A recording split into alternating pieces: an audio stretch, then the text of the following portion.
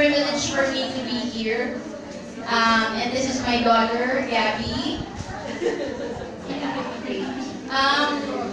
So first of all, I want to start my talk with something personal because I think the thing that prepared me most of all to speak to all of you guys is probably not my educational background or my professional experience, but that I come from deep experience of hurt. Because when I was a girl, just like baby girl here, I was hurt by multiple individuals, multiple times, which totally destroyed me. And it affected me deeply. So much so that when I became older, I became a teenager, I began hurting myself. Sila yung model ko. So I started hurting myself by making very wrong decisions because I was very suicidal during that time. I just wanted to end it all because I couldn't handle the pain and the brokenness. It was okay, sorry, pagpasensya niyo, nag-cartwheel siya. Anyway, so it was really very deep yung brokenness ko. And medical science couldn't heal me. Psychiatry couldn't heal me. Psychology couldn't heal me. They couldn't touch me. I was only healed when I got to know Jesus, because, you know, He's the best. And it is because of Him that I can talk to you now, because with the Lord, what was meant for evil, He can always turn to good. And that's where I'm coming from. Because I am now free. Because when you're not free, you are not free to talk about anything. You know, so now me, I can share, I can answer questions. I have this. I don't have a millennial PowerPoint for you. Pasensya na kayo. Ano na lang, but I have quotes later from one of my favorite people in the world. Okay, so the reason why I shared that I'm coming from deep hurt is because I know for a fact, and I know you know, that a lot of us, Filipina women and girls, we also come from very deep hurts. Deep hurt. Malalim ang sugat natin. And it comes from two places. First, yung patriarchal society demands on us. Ano yung mga yun? First of all, you have to be thin. You have to look a certain way for you to be objectified so that men can be satisfied just looking at you, and you could fulfill their fantasies because that's all you are in a patriarchal society. And then also there's the dilemma of you're studying, right? We're students, we're studying, and then we get married, and then so ano yung decision natin? Will we leave our career and become full-time mothers? So ang tanong sa atin, pero saan ba na pinag-aral kayo? So and then you only have a few years to kind of run after that biological clock. And then those years also, you need to use to further your career. So ano talaga, invest ka sa career or invest ka sa relationship with a man who is probably very demanding. Hindi ako panic.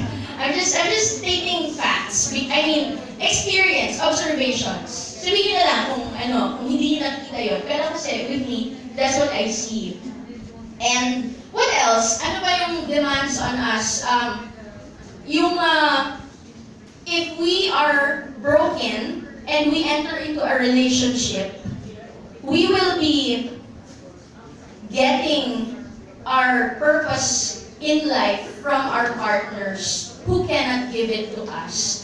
and then we will become even more broken kasi ang labas nun, we will be used by the people we're in relationships with kasi we're so desperate to be loved that we will do anything. And that's that's really sad.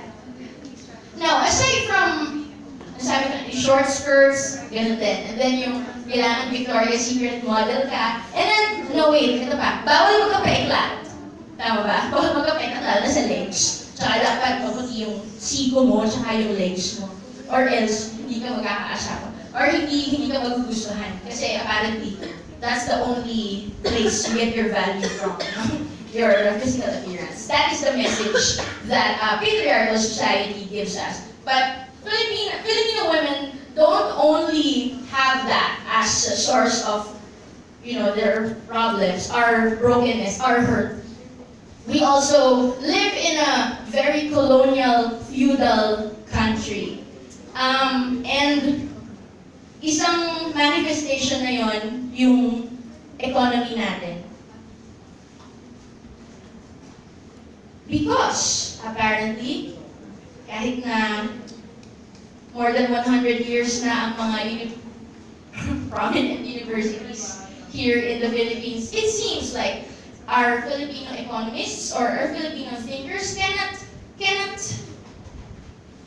afford or they're not equipped to answer the question of the Philippine economy.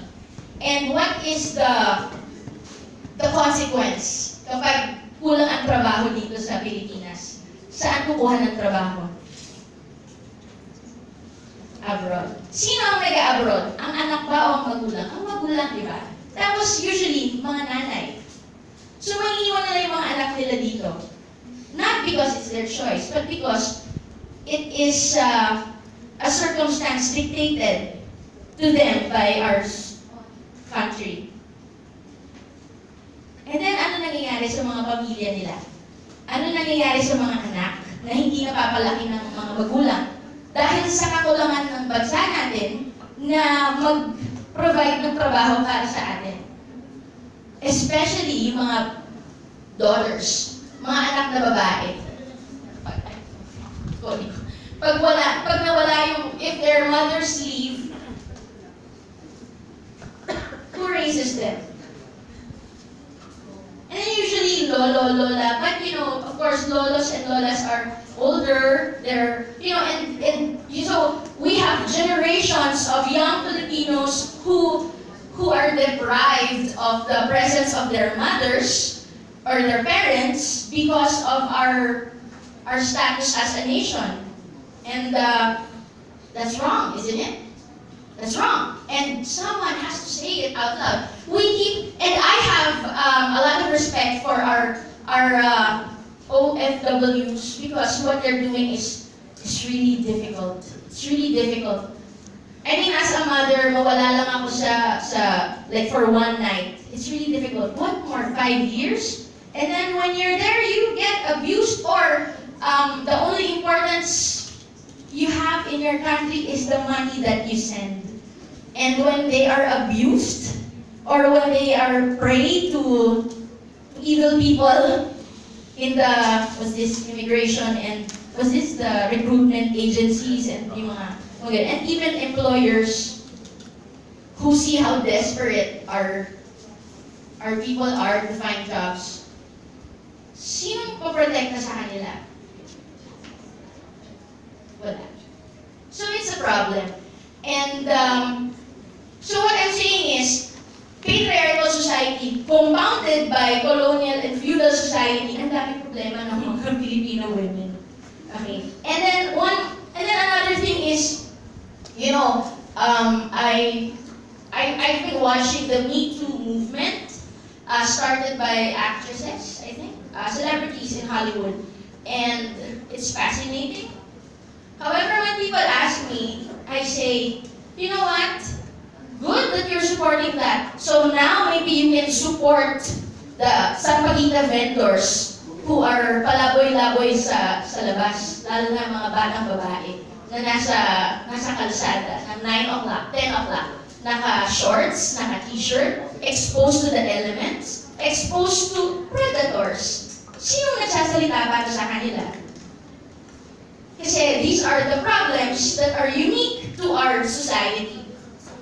And then, one more. When I gave birth to her, many years ago, I had my 2-month leave.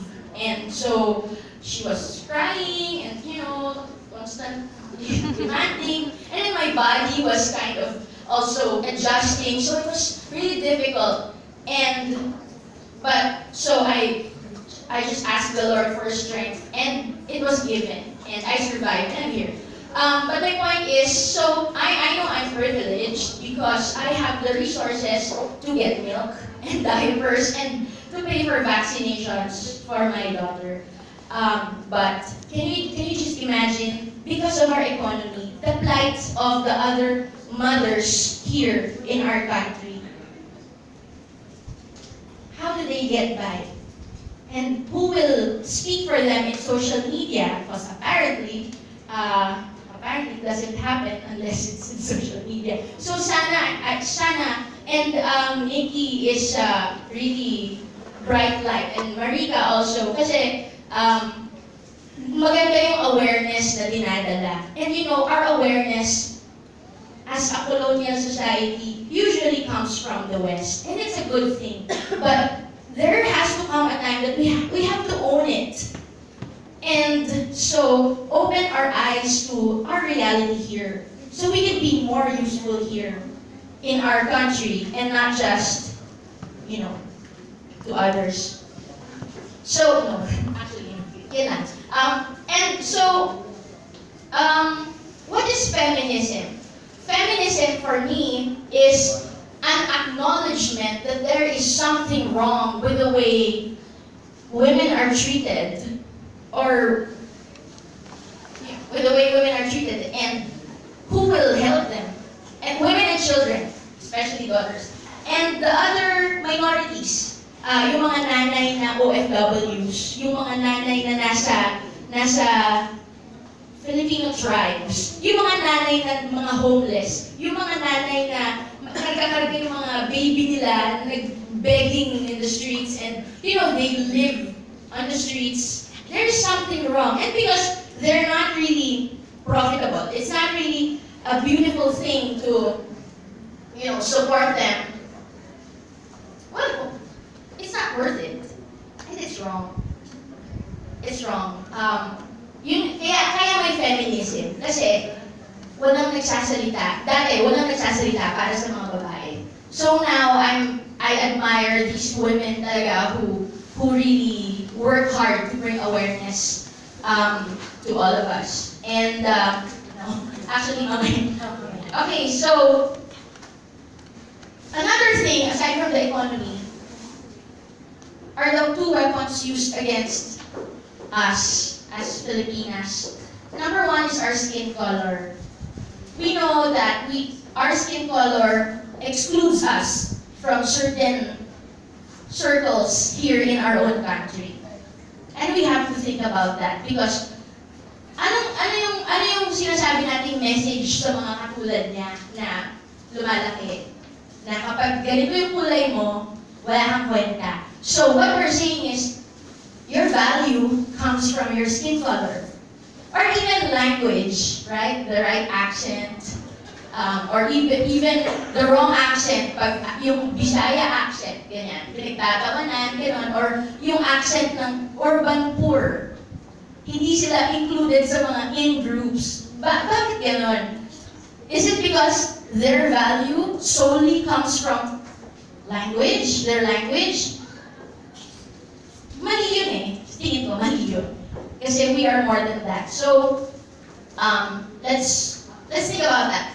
Where do we get our value from?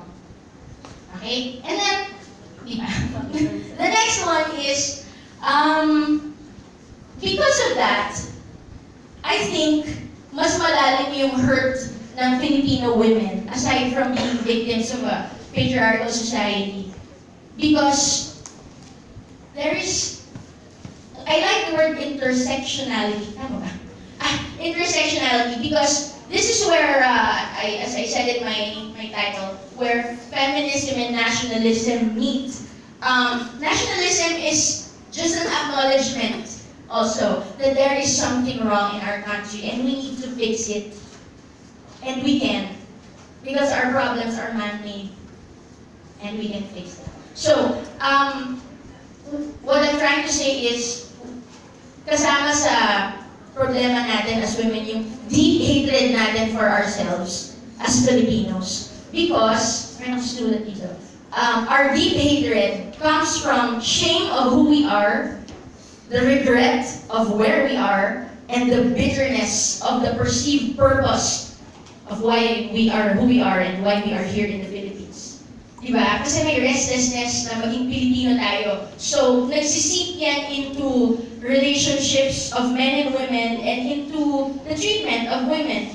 Nakarinig na ba kayo ng mga instances na yung mga kawawang fathers natin, minsan nasisisahan sa trabaho or mahirap ang trabaho, pagdating nila sa bahay, sinasaktan nila yung mga asawa nila o yung mga anak nila, or naglalasing sila to forget how difficult life is. So there's so much, you know, yung hurt natin, yung manifestation niya, hatred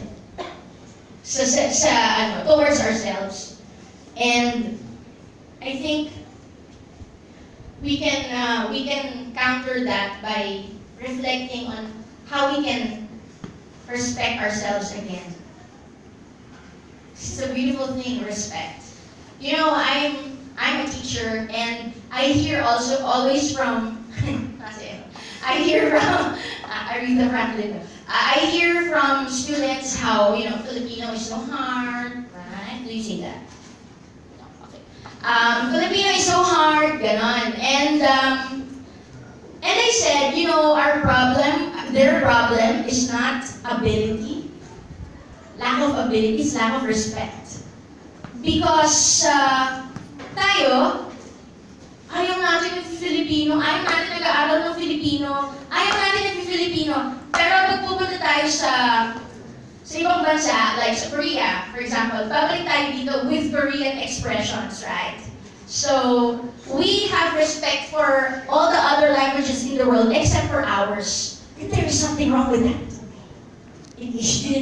There's something wrong with that. So, it's okay to appreciate other people, but you know what? If you appreciate other people and you do not have respect for yourself, that is merong version of parasitism na, because you cannot take it who you are. You have to always project towards them. And then so what are we doing? Because of all these things that we have as, you know, members of patriarchal and colonial feudal society, you know what we're doing is, with the way we talk to each other, and even with the way women talk to themselves or see themselves because of how we were raised, we are heaping burdens upon ourselves and each other instead of leading ourselves and each other to discover the value inherent in all of us. Yung, di ba, ang itim mo na, magpaputi ka. Ganyan. Ano yung effect nun sa kausap mo? Or sa bata? So yung batang ganito, lumalaki. Bawal nang magkapeklat, or huwag ka sa araw, iitim ka. Why do we talk like that? And so, why don't we just accept certain things that we need to accept, like, you know, our skin color, our place in geography class. And then let's learn to encourage one another, because there is power in that. People will appreciate us more, I think.